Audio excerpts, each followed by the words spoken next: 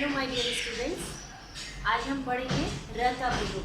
र का प्रयोग कैसे किया जाता है, उसके बहुत सारे तरीके हैं, वो मैं आपके सामने अभी समझाऊंगी। ठीक है, एक तो सिंपल जो री होता है, आप जानते हैं री का उच्चारण सिंपल री की तरह होता है, जैसे कि मृग, री, मृग है ना, मृग, नृप, गृह। ग्रह बोलने से क्या हो जाता है, ये अलग हो जाता है। ठीक है, इसका भी हम सीखते हैं, अभी प्रयोग सिखाती हूँ मैं ना। तो चलो शुरू करते हैं। पहले सिंपल लोगों ने री का प्रयोग सीख लिया है, अब नेक्स्ट हम पढ़ेंगे र का दूसरी तरह से प्रयोग। वो किस तरह से, जैसे कि अगर इसका वर्ण विच्छेद करोगे आप, मैंने वीडियो में आपको लास्ट जो वर्ण का वीडियो था उसमें मैंने आपको समझाया था वर्ण विच्छेद, ठीक है ना।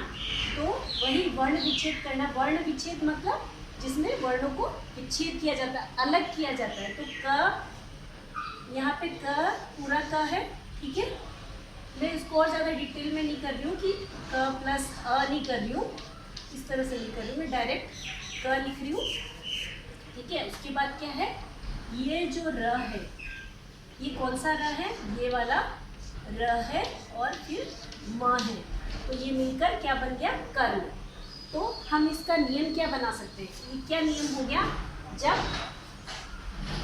कोई व्यंजन से पहले, अगर व्यंजन से पहले र, ऐसा र अगर आता है, आधा र, स्वर रहित र आता है, तो उसका प्रयोग किस तरह से किया जाता है, अगले स्वर पर, अगले व्यंजन पर रेफ की तरह, रेफ की तरह, ठीक है ना। किसकी तरह, रेफ की तरह।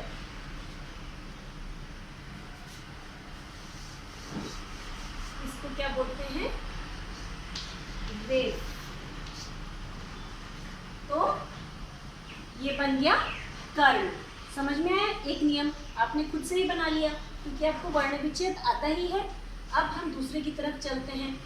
जैसा कि मैंने कहा, हम ये मैंने प्रकार लिखा, पर प्रकार को छोड़ते हैं, ग्रह लेते हैं। जब आपका स्वर रहित, र से पहले स्वर रहित अगर व्यंजन आता है, स्वर रहित, तो ग, ये स्वर रहित है, इसमें स्वर नहीं है, इसलिए हलन, ठीक है, हलन, ठीक है ना। स्वर रहित व्यंजन है, और उसके बाद में क्या है, र, फिर आपका ह है। तो ये किस तरह से लगता है, जैसा कि ग्रह में लगा हुआ है, उस तरह से र को लिखा जाता है, ठीक है। तो ये बन गया हमारा ग्रह, ठीक है।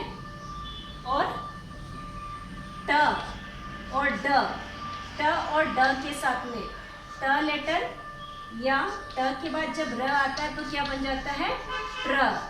और अगर ड के बाद में र आता है तो क्या बन जाता है, ड्र। तो इस तरह से लगता है र। ऐसे तो सब में ऐसे लगाते हैं, बट इसमें इस तरह से लगता है, सिर्फ ट और ड में। अब आगे बात करते हैं स के साथ में। स के साथ र को भी ऐसे ही लिखना है, बट थोड़ा सा फर्क है, मैं बताती हूँ। स के साथ में अगर र आता है तो ये क्या बन जाता है, ये रहता तो ये सही है, इसके बाद में ऐसे लग जाता है, ठीक है। तो इसका एग्जाम्पल है श्लोक, ठीक है। अब नेक्स्ट है त्र, स के साथ में त्र। तो त्र क्या है, त्र में अपने आप में ही र है, त और र से मिलकर त्र बनता है, तो इसमें र है।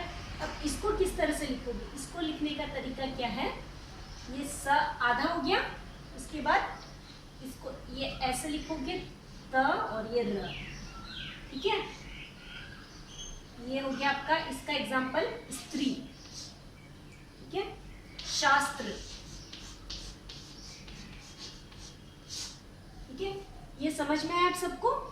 पहला नियम क्या हो गया, र अगर व्यंजन से पहले आता है, आधा र अगर व्यंजन से पहले आता है तो ये रेफ की तरह आने आगे आने वाले व्यंजन के ऊपर लगता है।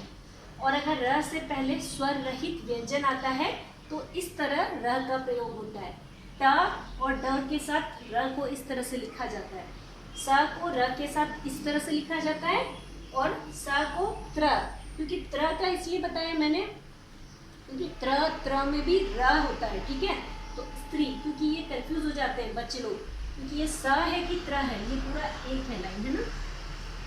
ये र की मात्रा है, ये शास्त्र, ठीक है। प्रोनाउंसिएशन हिंदी का ये सबसे अच्छा बात है कि आप जो बोलते हो वही लिखना होता है, तो इसमें जरा सा भी कंफ्यूज नहीं होना आपको, ठीक है।